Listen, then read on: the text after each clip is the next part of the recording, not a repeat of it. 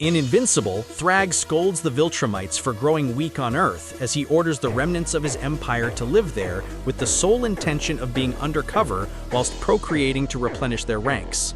But when the third Flaxan invasion begins in London, a building collapses, but the civilians are suddenly saved as General Thragg crashes into the debris. Later, the general is confronted by Thragg, who scolds him for his choice to interfere with the events of this planet, but Thragg apologizes, saying he couldn't just stand by as there's a woman carrying his child amongst the crowd. But Thragg says, what does it matter, as he has like a dozen girlfriends spread across the globe. But Thragg says he loves them all, and Thragg only looks with disappointment. The Grand Regent then assembles the Viltrumites to reiterate his orders, as risking exposure could reveal themselves to the coalition of planets, and anyone who disobeys will face his wrath. Thragg requests the presences of his top officers. After they persist in failing his orders, he crashes out shouting that their behavior is unacceptable, that they disgust him. Anissa refuses to mate with any human. Thragg risks detection, and Lucan refuses to mate with more than one female. Anissa explains that she's never wanted to produce offspring. Thragg says he can't bear to risk any of his mates being harmed,